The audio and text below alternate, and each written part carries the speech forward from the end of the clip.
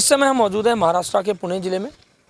जो ये सह्याद्री पर्वत है, इस पर्वत पर मौजूद है भगवान भोले शंकर का भीमा शंकर ज्योतिर्लिंग, जो लगभग नासिक से 120 मील की दूरी पर बताया जाता है। यहाँ का जो ऐतिहासिक जो फैक्ट है उसके अनुसार बात करें तो यहाँ भीमा नदी बहती है और भीमा नदी के किनारे पर यह ज्योतिर्लिंग मौजूद है, जो भगवान भोले शंकर का 12 ज्योतिर्लिंगों में से एक है। आप देख सकेंगे यहाँ पर जो ये विहंगम दृश्य है और ये सह्याद्री पर्वत है, जिस पर पूरा ये जो ज्योतिर्लिंग का जो परिसर है वो फैला हुआ है और अपने आप में बहुत सुंदर दृश्य है। प्रकृति की छटा यहाँ देखने को मिलती है।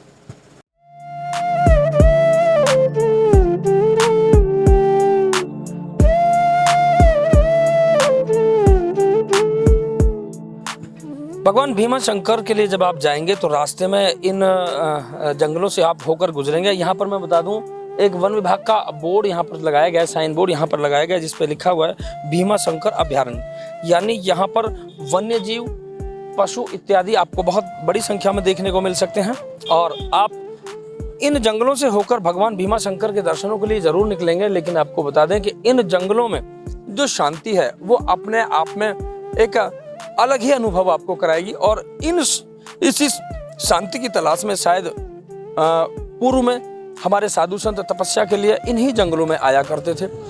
आज भी यहाँ पर प्रकृति की सुंदर छटा में आप कह सकते हैं कि प्रकृति की गोद में साक्षात प्रकृति के दर्शन कर सकते हैं, क्योंकि भगवान भीमा शंकर ज्योतिर्लिंग यहाँ पर मौजूद है और यहाँ पर वन्य जीव यहाँ पर मौजूद है और प्रकृति का सुंदर दृश्य, विहंगम दृश्य अपने आप में एक अतुलनीय दृश्य यहाँ पर आप देख सकते हैं।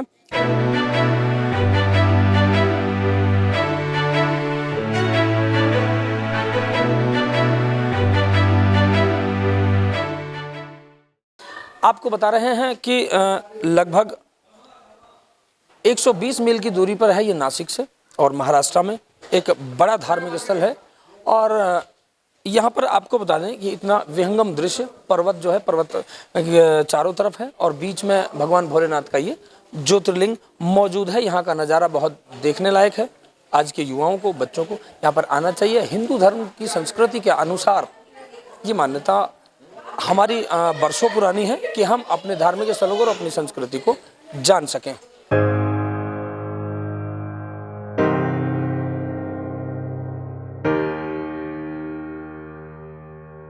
इस समय हम आप पहुंचे हैं भगवान भीमा शंकर ज्योतिर्लिंग परिसर में। यहाँ पर पंडित रत्नाकर जी हैं, जिनसे हम जानना चाहेंगे कि यहाँ की पूजा पाठ पद्धति क्या है, यहाँ का ऐतिहासिक जो जानकारी है वो क्या है, यहाँ की पौराणिक जो मान्यता है वो क्या है। पंडित जी, आपका A1 भक्ति दर्शन चैनल में बहुत बहुत स्वागत है।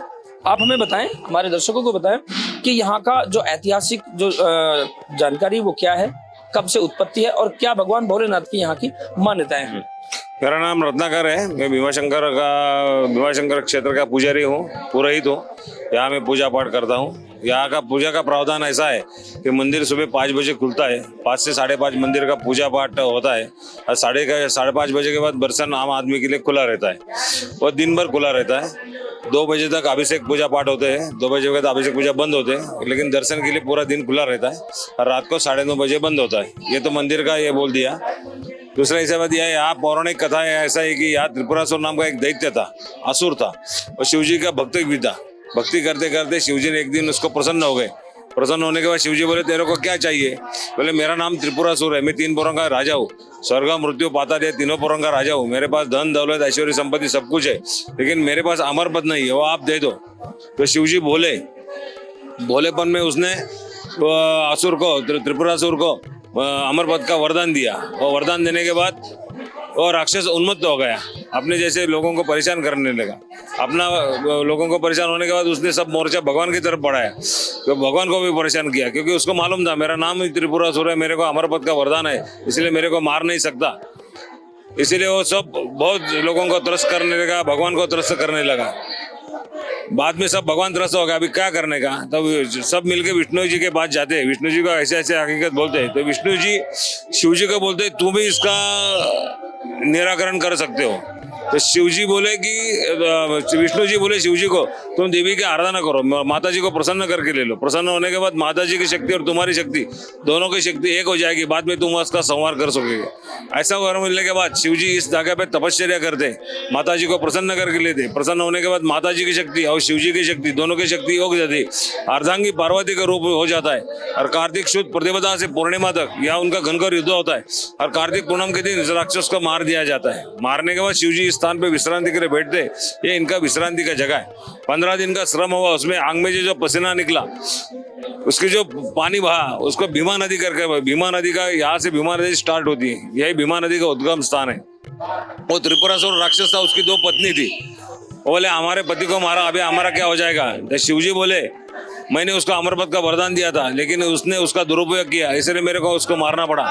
लेकिन आप मेरा नाम लेने से पहले लोग तुम्हारा नाम लेंगे। इसे श्लोक में बोलते समय डाकिन्याम भीमशंकरम बोलते। पूरा क्षेत्र का नाम डाकिन्या, जंगल का नाम डाकिन्या, डाकिन्य क्षेत्र में भीमाशंकर, इसीलिए डाकिन्याम भीमशंकरम। ये सब पौराणिक कथा है। दूसरी ऐसी बात है कि ये वर्ल्ड वाइड सेंचुरी में भीमाशंकर आता है। 132 स्क्वायर किलोमीटर का एरिया है, पूरा वाइल्ड लाइफ में आता है, इसीलिए डेवलपमेंट बहुत कम होता है। सब सेंट्रल गवर्नमेंट के फॉरेस्ट के अंदर है, इसीलिए थोड़े लोगों को परेशानी होती है। इसके लिए मंदिर आपको आपका दिलगिरी व्यक्त करता है, क्योंकि मंदिर समिति उसमें कुछ नहीं कर सकती। दूसरी बात ऐसी है कि यहाँ अभी आप जो खड़े हैं और 4500 फुट ऊंचाई पे खड़े हैं, ये पहाड़ी के इलाका है। सर सह्याद्री का जो पर्वत बोलते हैं, सह्याद्री पर्वत के ऊपर है। कहीं ना कहीं भीमा नदी जो बहती है उनके नाम पर है। शंकर वो भोलेनाथ स्वयं भीम रूप धारण करके शिवजी ने त्रिपुरासुर दैत्य का वध किया, सिर्फ बड़ा रूप धारण करके मारा। भीम का और उसका कुछ संबंध नहीं है, लेकिन बड़ा रूप महा का रूप लिया, इसीलिए इसके भीमा नदी और शंकर, ऐसे भीमा शंकर इसका नाम है।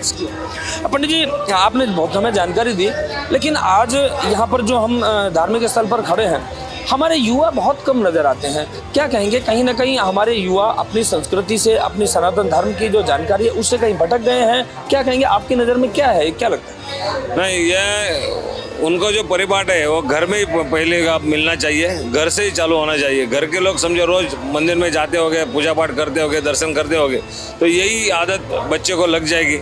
बड़े लोगों ने उसके ऊपर प्रेशर डालना चाहिए, कम से कम दर्शन तो करो।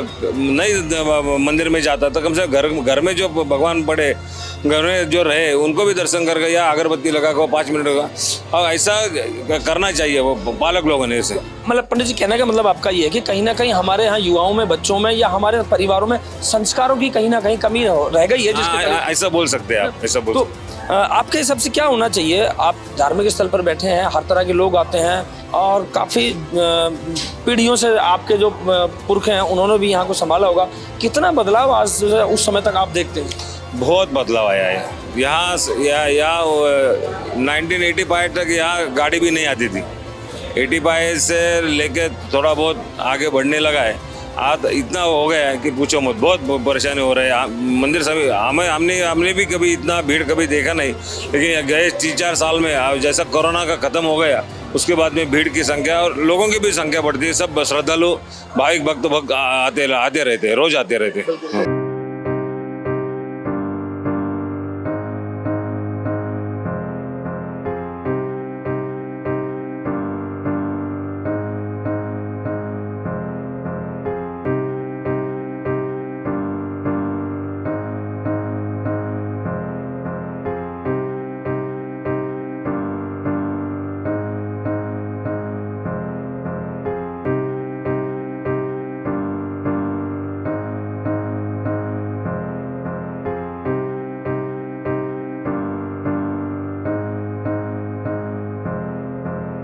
तो आज के कार्यक्रम में दर्शन रहे 12 ज्योतिर्लिंगों में से एक भगवान भीमाशंकर ज्योतिर्लिंग के, जिसमें हमने आपको बताया क्या यहाँ की जानकारी है, क्या पूजा पाठ पद्धति है और यहाँ का ऐतिहासिक और पौराणिक जो कारण है वो क्या है और क्या यहाँ की मान्यता है। इसी तरह की जानकारी के लिए आप देखते रहिए भक्ति दर्शन और A1 भक्ति दर्शन चैनल को लाइक करें, शेयर करें, सब्सक्राइब जरूर करें।